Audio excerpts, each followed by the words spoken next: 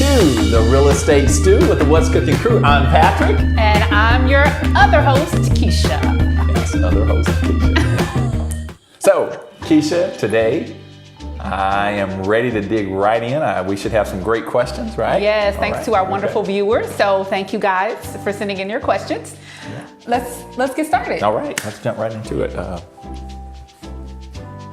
Where's the pot, Keisha? You're supposed to bring the pot? No, you were supposed to bring the pot. No.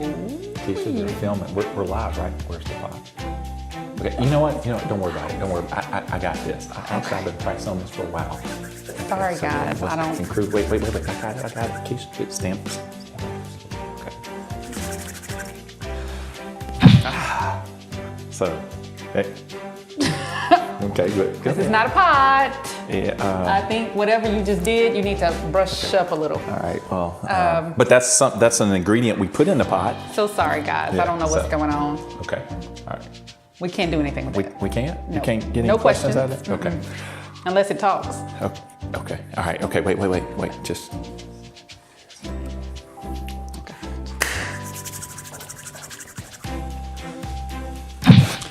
Oh gosh, what was that? Yes, there's questions in there. Oh yeah. This is not a pot. But that's a pot. we got we sorts? dig it a little closer. I have to say, this is actually really cute. Where did Thank you. I don't know where you got this, but I think I'm taking it home with me. Anyway, Okay. let's see what questions we have in here. Let's see what we got this time. All right, you guys. Should I buy a house that previously flooded? Wow. Great question. As always, thank you. So Keisha, would you buy a house that previously flooded? I don't know. I'd have to think about it. Would you? It would depend. Okay. Yeah, I'd have to think about that.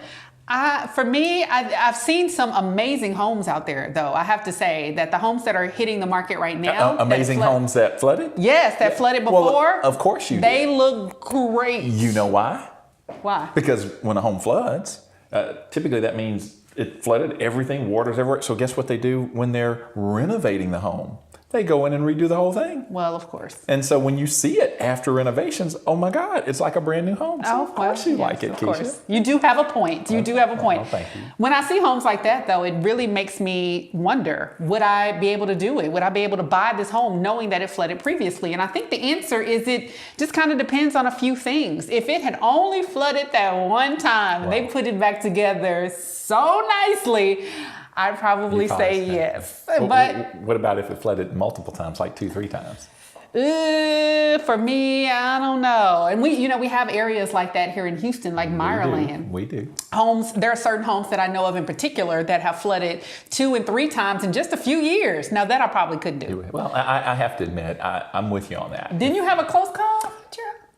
Keisha, I'm sorry. Okay, I can't believe you went there. But no, you went there. No, you went. We got enough time. You went there. So yes, during Harvey, I actually live in a low-risk flood zone, and which means truly I don't have to have flood insurance. But as we're going to advise you in a minute, I did have flood insurance, but we were evacuated for a full week, and I called my lovely co-host here, saying, "Hey, my family and I need a place to go." And Keisha, would you care to share with our viewing audience what you told me? I think we were having trouble with our cell phone service. Oh, okay. Well, we'll discussion for another day. But so anyway, one thing you mentioned though is low flood risk area is where you own. So I think what we need to do is maybe give our viewers a few tips, some smart tips that they may consider when they're thinking about purchasing a home in an area that could flood. So, what would you say would be the first one? Well, I would say smart tip number 1, guys, is flood zones. So if you're purchasing a property, you first need to determine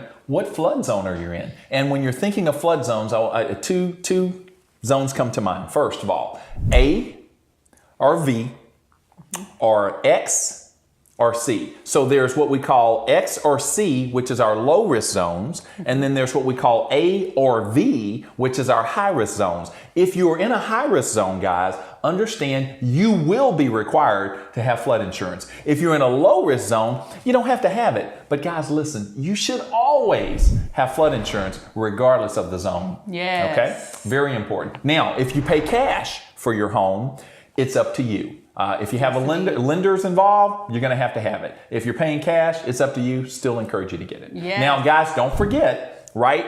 You're going to see here on the screen, there is a site where you can go to. For many of you saying, but wait a minute, we hear all this, but how do we go? If you log here, FEMA site right at the bottom, you click on it, it's going to tell you whether you're in a 100-year, 500-year. It's going to give you an explanation of the different zones that we just talked about, and I think they'll be very helpful. So guys, please take a moment to visit the site and get a little bit more information there. In connection with flood zones, I think the smart tip number 2 that comes from that is an elevation certificate.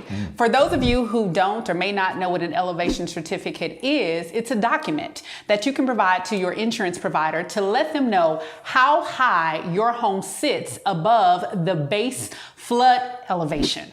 So when you're thinking about purchasing flood insurance, that document will make sure that you get the best rates possible for your flood insurance, even if you're in a high risk zone. And you can get that document by contacting a surveyor, and they can take care of that for you for a small fee. Well, and with that being said, Keisha, tip number 3 would be get a clue.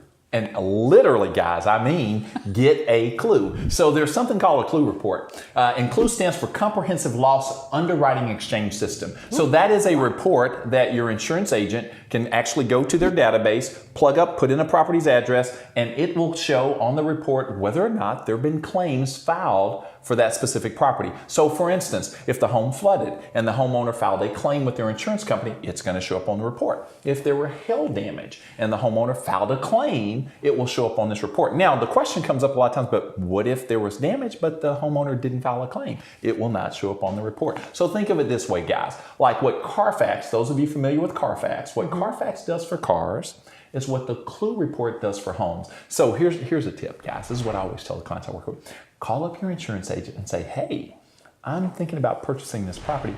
Could you run that clue report for me? Now, you may not have a clue what the clue report is, but when you say that, the insurance agent is going to be like, whoa, wow. So that would be a tip that I would tell all of you guys is very important. So make sure you check on the clue report, guys. Yes. Make yourself sound real impressive, huh? You know I like that. Absolutely. Well, smart tip number 4 is just to know that regardless of where your home is located today, so let's say you purchase a home that's in an area that's considered low risk, your home could be rezoned at a future date. So low risk today could still be high risk tomorrow. And the factors that influence that would be construction, new roads coming into the area, new commercial projects.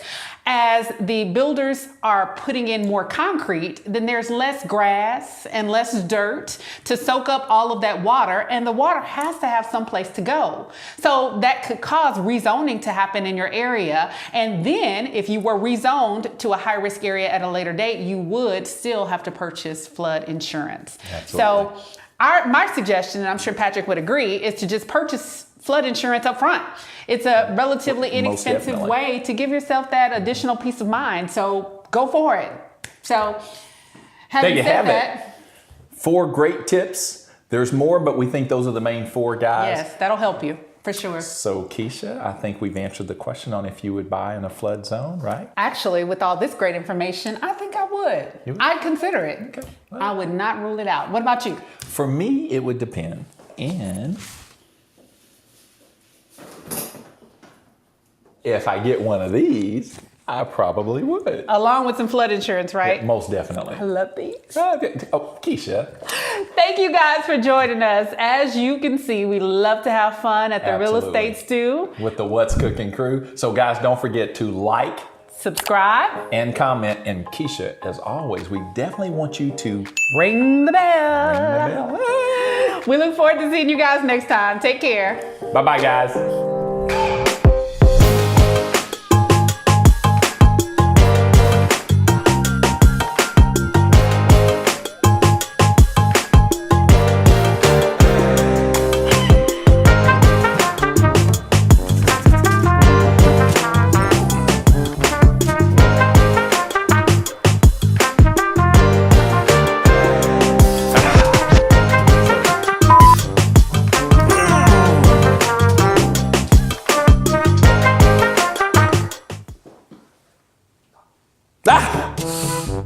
Okay, we a little